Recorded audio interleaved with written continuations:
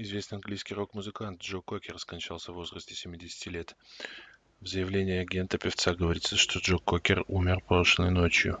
Будучи необыкновенно одаренным, настоящей звездой, он оставался добрым и скромным человеком, который любил выступления. Каждый, кто его когда-либо видел, не забудет его никогда. Джо Кокер был уникален, и невозможно заполнить то место, что он занимал в наших сердцах, говорится в заявлении агента певца Барри Маршалла.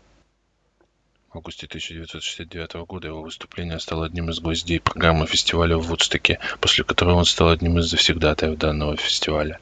Свою карьеру Кокер начинал в 1960-е годы, выступая в родном Шеффилде. В 1963 году Кокер и его команда выступили на сцене Шеффилдского Сити-холла перед концертом Rolling Stones. Последний концерт Джо Кокера состоялся в Лондоне в июле прошлого года. Обозреватель русской службы BBC по культуре Александр Кан.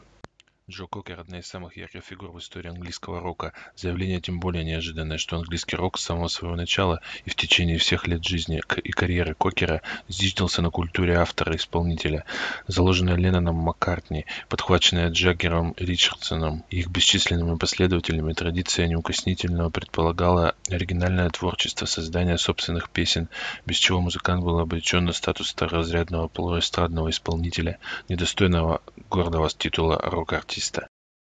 Кокер ворвался в мировую славу не со своей, а с чужой песней, причем с песней «Битлз». Именно ворвался, потому что написанная Ленноном и Маккартни, несчастный в поздние годы случай действительного сотворчества, и вошедшая в STG Pepper's Lonely Hearts Club Band, незамысловатая простенькая песенка «With a Little Help from Friends», исполненная в исполнении Ринга, никаких звезд с неба не хватало и, казалось, обречена была остаться пусть и милым, но проходным номером в великом альбоме.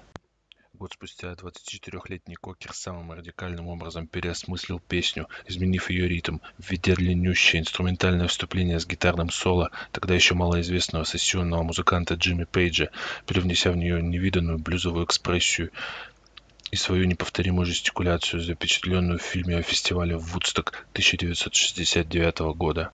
Этот фирменный кокеровский стиль остался с ним на всю жизнь. Он переиграл во многих группах, записал 2 с лишним десятка альбомов. Он беспощадно и жестоко пил. Он так и не научился писать собственные песни, но кокеровская манера, его неповторимый хриплый голос, его уникальный стиль делают его настоящим рок-музыкантом, в одном ряду с его многочисленными друзьями и соратниками, настоящими авторами, для которых он был и ровней, и другом.